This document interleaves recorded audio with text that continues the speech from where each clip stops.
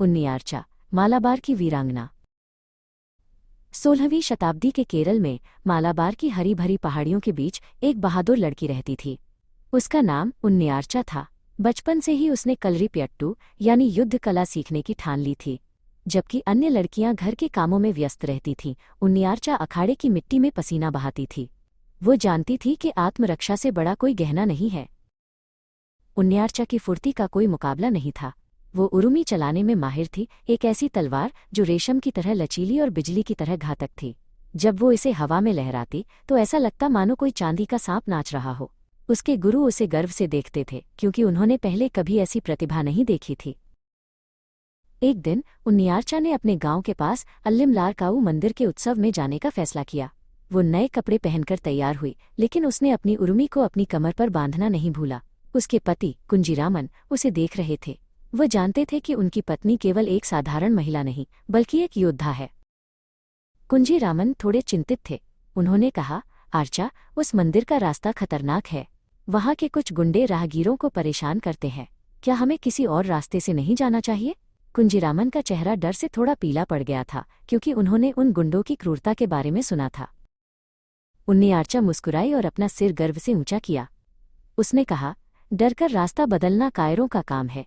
यदि हम आज पीछे हट गए तो वे कल किसी और को डराएंगे। उसकी आंखों में एक ऐसी चमक थी जो किसी भी डर को भस्म कर सकती थी। उसने अपने पति का हाथ पकड़ा और आगे बढ़ गई। जैसे ही वे रास्ते के बीच में पहुंचे, उनका रास्ता रोक दिया गया। कंडक नाम का एक विशालकाय व्यक्ति, जो उस इलाके का सबसे बड़ा गुंडा था, अपने साथियों के साथ वहां खड़ा था। कंडक ने रास्ता रोकते हुए एक कुटिल मुस्कान दी। वो सोच रहा था कि ये दो राहगीर उसके लिए आसान शिकार होंगे। कंडक ने उन्नियार्चा की ओर इशारा करते हुए मजाक उड़ाया, एक सुंदर स्त्री इस सुनसान रास्ते पर क्या कर रही है? अपनी सारी ज़ेवर हमें दे दो, वरना अंजाम बुरा होगा। उन्नियार्चा शांत रही, लेकिन उसकी पकड़ अपनी उर्मी पर मजबूत हो गई। उसने कंडक की आंखों में सीधे देखा, जिसमें जरा भी डर नहीं था। अचानक एक पलक झपकते ही उन्नियार्चा ने अपनी कमर से उर्मी निकाली। हवा में एक तीखी सनसनाहट गूंजी। चांदी जैसी चमक वाली तलवार हवा में लहराई और कंडक के पैरों के पास की जमीन को चीर दिया। गुंडे ये देखकर दंग रह गए कि एक महिला इतनी तेजी से वार कर सकती है।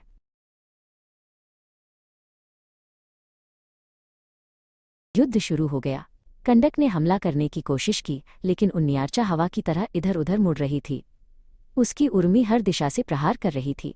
कंडक घबरा गया। उसने कभी ऐसा युद्ध कौशल नहीं देखा था।